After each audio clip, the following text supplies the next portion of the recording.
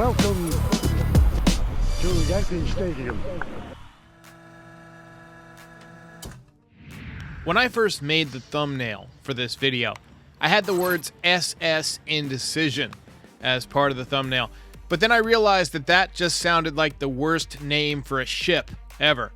So just for fun, I had AI generate an image of a ship called the SS Indecision, and to make it extra indecisive. Worse than the SS Minnow, but then again, the Steinbrenner family did get most of its original wealth from shipbuilding, I believe. But I was referring to the indecision that the Yankees seem to have around the shortstop position. So yesterday, Aaron Boone spoke to the media, and he essentially said that they're using spring training to let guys play a bunch of different positions. And I hear you, Aaron Boone. It makes sense if this were a video game. Try some guys out and see how they look. But these are human beings, and they're only going to get better with repetition. As athletes, they're used to being told what to do, where to play, etc. To let the shortstop battle develop over the course of spring, I think will be detrimental to the team and to all the players involved for a number of reasons. First, whichever two players lose the shortstop battle are going to be unhappy, and one of them is going to have to go to AAA or get traded. Secondly, two of them are going to lose reps at whatever their new primary position will be, putting them behind the curve of all the other players at their position who've just been focusing on that position for the duration of camp. Is the spirit of competition for a position good? In some ways, yes. Having guys compete for the same position sometimes brings out the best in both of them, but it can also create long-term rivalries.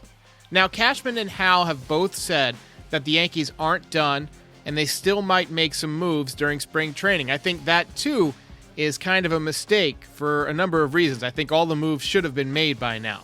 It's a distraction. It's stress on the guys who are trying to get ready for the season and could be moved, like Gleyber Torres, like IKF.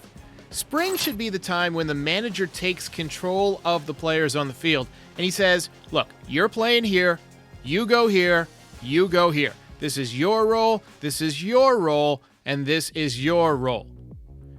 If you play well or play poorly, the manager has the right to change your role. But it's spring training, and you're trying to win a championship, so you gotta get organized. The fact that the Yankees don't know who their starting shortstop is gonna be is ridiculous. The Yankees need to make this decision sooner rather than later and start focusing on the end goal of winning a championship and get whoever it's gonna be a lot of reps at their position, and let whoever's going to AAA get a lot of reps at the new position, and begin working immediately to replace Josh Donaldson. Also, take advantage of Josh Donaldson's expertise. He's only under contract for this year. He knows he's not coming back. I'm sure he would love to work with one of the younger players at becoming a great third baseman. It's a way to pass your knowledge on in the game. In my opinion, Volpe has a very Alex Bregman-ish body type and would profile well as a third baseman. I'd be comfortable going with, by mid-season, essentially two shortstop caliber players on the left side of the infield in Volpe and Peraza, with DJ to fill in at third base, second base, and first base as needed. Unfortunately, that doesn't leave much room for IKF on the field, and he's probably not the best utility player on the team. I'd obviously have Oswaldo Cabrera in left over Aaron Hicks. I've said that a number of times, but if you need to use him to back up at shortstop, that should be your next go-to guy, rather than moving whoever wins the third base job over to short.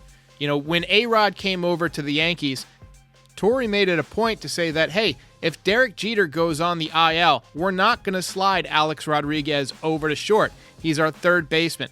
I think the same principles should apply here. Whoever wins the shortstop battle wins the shortstop battle. And I think the other player should start focusing on replacing Josh Donaldson at third base. And like I said, I think Donaldson would be glad to work with that person over the course of this season, knowing that he's still under contract for the duration of this year, and he's guaranteed some buyout money next year at the very least.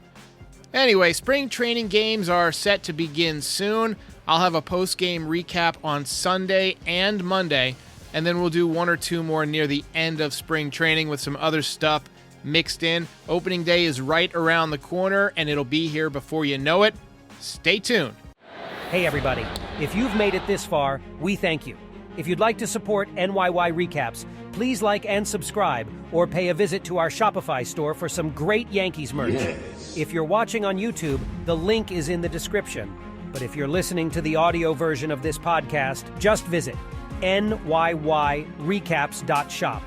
If you really want to support NYY Recaps and help keep the show going year after year, join up as a member. It's $5, and members get their names up in lights during each post-game show. We're also on all podcast platforms, Instagram, and Twitch this year. So give us a follow if you use any of those platforms. We're expanding, and we have you to thank for making this such a great community. We'll see you next time. It is your destiny. Case closed. Ball game over.